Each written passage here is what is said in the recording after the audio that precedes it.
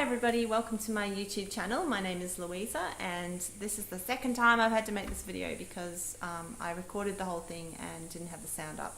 So there's obviously a reason for it. Maybe what I said was really terrible, so we'll give it another go and I hope I can be succinct. So I'm making a second video in a series on busting programs. I'm trying to explore with you the different belief systems and programs that have been kind of installed into the human mind on individual and collective levels, and really question that and see if we can't replace some of these programs with a whole new way of viewing the world, and how those new ways of viewing the world are really going to create the kind of society we want to live in. So the program I'm going to look at today is the idea of vulnerability, that it's not okay to be vulnerable. And tied up in this concept is a few things like emotions, because when we're vulnerable, it's usually because we're emotionally exposed, and often it has to do with our negative emotions as well, the things we're most afraid of or ashamed of. As well, the idea of vulnerability is really tied up in the suppression of the divine feminine. That suppression that's been going on our planet now for thousands of years has created a situation where the masculine side of ourselves, and we each have both, the masculine side has been revered, and the masculine being primarily concerned with logic, reason, control, action, whereas the feminine side, which is the intuitive, softer, more receiving energy, and also sometimes the more chaotic, because it's intuitive, it's connecting dots that maybe don't appear rational to the masculine side, and it is creating something from that. It's also the creative force. So the masculine and the feminine are needed to be balanced within each of us, as well as the third aspect, which is that of the divine child. So we have the divine feminine, we have the divine masculine, we have the divine child. They make kind of a trinity, a triangle. And the divine child aspect is also tied up to this idea of vulnerability, because the child is very vulnerable. The child is an archetype that is powerless when it's growing up, in the sense that adults can overpower it, and yet it also has great power because it is vulnerable. Children are extremely beautiful, and there's a part of us that is called to protect them naturally, instinctively. And so it is with feminine vulnerability as well. Feminine vulnerability can be extremely exquisite and beautiful. And those are the aspects which we're now we're inviting them back into our consciousness as a collective. And so, we're seeing that manifested in all sorts of ways, like the feminist movement that's been going on for the last 100 years, as well as just one other example that springs to mind, the more feminine traits of men are now being allowed more than ever. So men being allowed to cry. I see this on national television, if I ever watch television, and I'm really happy that that's the case, that vulnerability is becoming more acceptable. Even though it is becoming more acceptable, and you might have noticed that yourself, there's still a lot of work to do internally, and we have to continually challenge these programs, because even though we might logically now think, no, it's okay to feel my feelings and ask for my needs to be met and show that I'm vulnerable, that belief system is out there in the ether. It's not completely crazy to think that. We can still hit resistance within ourselves, this kind of fear that if we do that, if we open up our hearts, which is the most vulnerable part of ourselves, that we're going to be met with rejection or ridicule or judgment. And it's natural to have that fear, because that could well be true, and you may be basing that understanding on experiences that you've had when you were younger, especially when you tried to show your vulnerability to your parents or your family, or maybe in the playground as a particularly harsh environment for little kids as they're exploring how much they can just be themselves. And then, of course, what happens is that abandon with which they show themselves can get trodden on by some other kid who comes along and calls you a name, or calls you fat, or laughs at you, or ostracizes you or whatever happens on the playground. I think it's a lot of our insecurities come from the playground experience, right? So today we are going to go back to the playground in a way, because I had this experience myself. I'm going to talk you through how I exposed and unraveled my own programming around vulnerability. And to do that, I need an assistant today, and my assistant is the lovely Mr Biscuit, who's a rather large rabbit, as you can see, and he's pretty big, so he sits kind of there. And we also have Mr Rabbit. Mr Rabbit and Mr Biscuit. Mr Biscuit's the big guy and Mr Rabbit's the little guy. So these two gorgeous rabbits are going to help me tell my story and teach us all about vulnerability. Because what is more vulnerable, or an expression of vulnerability, than a little kid clutching a big fluffy toy rabbit, right? Now, I had stuffed toys when I was little, like lots of people, but I never expected that I would need them again as an adult. But what happened to me when I was age 36, as some of you know from watching my videos, is I had a major psychotic breakdown. It was very disabling. The word psychosis can be a little misleading. I wasn't crazy. What was happening though was my ego collapsed, and that's why it was quite a shocking event, because it just kind of collapsed like an eggshell being cracked and the whole thing breaking. I was like a Humpty Dumpty. And in that process, the negative contents of my psyche that had been unknown to me largely, all my weaknesses, all my flaws, all my negative self-judgments came rushing up into my consciousness, as well as having a lot of energetic downloads, I guess, coming from source and the universe at the same time. So it was a very scrambled, crazy time of readjusting and flipping a lot of my belief systems. They kind of unraveled rapidly. And I hope that for you guys, your ascension path or your self-development path isn't quite as dramatic, because it's very disabling. It took me a long time to recover from that psychotic break. Anyway, I digress. Back to the rabbit. So because I was so disabled, and what I found was that my inner child, my divine child aspect, my innocence, the smallest part of me, the most vulnerable part, was all of a sudden kind of on display. Like I couldn't hide it anymore because of that ego dissolution. I had no defenses. So I would become extremely shy. I couldn't look people in the eye. I was shaking a lot, and I felt very small, very insecure, very ashamed, very overwhelmed. I often felt like a child.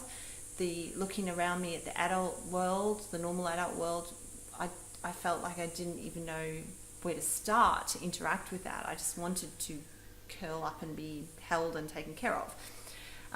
So as a part of that kind of consciousness of the divine child emerging within me, I dusted off my rabbit that had been in the garage for many, many years. It wasn't actually this rabbit, it was Peter the rabbit. I carried Peter the rabbit around, and I slept with Peter the rabbit for about 4 years post that psychotic break. That was how desperately that little part of me needed comfort. And that rabbit eventually had to be put in the rubbish. But we can't tell the little child that. It's just that the arm fell off so many times that I couldn't sew it back on anymore. So Peter the rabbit got a really good workout. I replaced Peter with Mr Biscuit and Mr Rabbit, and these two have been happily living with me ever since. Now, the story I wanted to tell about Mr Peter the Rabbit really was how he was my teacher, because even though I was showing my vulnerability, I didn't want to be. It was still incurring huge amounts of shame for me, and even though I felt like I needed to hang on to this rabbit at all times, I would kind of force myself to let go of Peter the rabbit in order to go out in public, so I didn't want to go down to shops, for example, clutching my bunny rabbit. And I was at a hospital one time getting some treatment, and I had this conundrum one day where I was holding on to Peter the rabbit really tight in my room, but I needed to go to the dining room. It was dinner time. And the conundrum was this: I wanted to hold on to that rabbit because I was feeling vulnerable, but I was embarrassed to take the rabbit to the dining room. So I fought with myself, and I remember pacing up and down the room thinking, what do I do? And it was a pivotal moment for me when I decided, you know what, if there's any place that I can show my vulnerability, it's in this hospital, okay? I already look like a nut, so I might as well just walk out this corridor clutching my rabbit. So that's exactly what I did. I walked down that corridor holding Mr Biscuit, and it's Mr. Peter the Rabbit. There's too many rabbits. Peter the Rabbit. Now, it's a big rabbit, right? So it catches people's attention. And the most beautiful part was, as embarrassed as I was about this bloody rabbit, people stopped me in the corridor, several people, and said, what a beautiful bloody rabbit. And they wanted to hold Mr. Peter the Rabbit because he was quite cute, you know. And I took him to the dining room, and somebody suggested that I give him his own chair. So I did. And we started to laugh, like I sat at a table with other patients, co-patients, and I just remember how much fun we all had with this rabbit, you know, and it brought out the childishness in everybody else, and no one laughed at me, and if they ridiculed me, they may have done so behind my back, I don't know, but I honestly think there was a lot of love at that dining room table and a lot of acceptance. And so I took, I think for the rest of that visit and a few visits afterwards, you know, it was a time in my life when I was really unwell and I really needed the support. I would take that rabbit with me all over the place in the hospital. And to this day, some people still remember me as the girl that carried the rabbit. So another time, I took Peter the Rabbit on an even bigger adventure. I was co-facilitating a hearing voices group in town, and I took the rabbit with me and on the tram. And I did it for myself. I didn't really do it for other people. I wanted to hold that rabbit. So Peter the Rabbit really helped me push some boundaries, you know. And again, I remember on that trip, so that was public, right? So I'm on the tram with this bloody rabbit. And it's interesting how adults hardly even notice. You know, I realized on that trip that people are so wrapped up in their own worlds that they don't necessarily stare at you and analyze you the way that you maybe think they do. You know, we tend to kind of think of ourselves as the center of the world, but, you know, everyone is worrying about their own stuff. So a lot of adults didn't even notice the rabbit.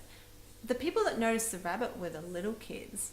And I remember walking along the street, you know, and this little girl passed with their mum, and the mum didn't even notice the rabbit. The little girl's like, oh, the rabbit, you know. So children are so connected, and that lovely, joyful, curious energy that they have is something that we all still have inside. We all have the divine child, and actually we must activate the divine child, we must activate the divine feminine and the divine masculine if we want to become whole. So part of this process is embracing our own vulnerability, allowing ourselves to be the child when we need to be the child. And you might not take it as far as I took it and wander around with your rabbit. And maybe your expression of divine child within is completely different to mine. It doesn't have to be so childish, literally. You know, it can be more things like just having fun, you know, letting... The child can have a lot of pain, that is true, and it can need a lot of comfort. But the child also is your source of pure joy, pure playfulness, creativity, that is contained within the child archetype inside. So it's so important to let it out and be a little silly and make cupcakes on a Sunday afternoon with bright blue icing, or, you know, whatever way you express your inner child.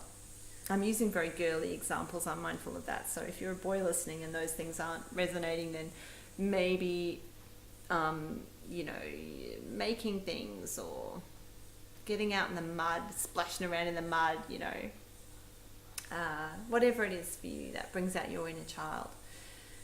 So, yes, so there's that, allowing that younger part to come out. And then there's also, you know, just being vulnerable. It doesn't have to be linked to the inner child in your mind.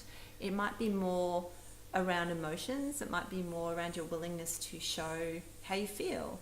You know, we do live in a society where that is getting easier and easier, but there's still a lot of barriers to it. And in the workplace, as a example that applies to many people, is that it can be very difficult to show your distress in a workplace situation because you feel like you're going to be judged. You feel like it's a weakness.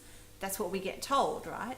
I'm really lucky in my work, and for the peer workers out there, I hope this is the case for you too, that you can actually have license to be vulnerable and to say that you're having a bad day, and for that to be okay.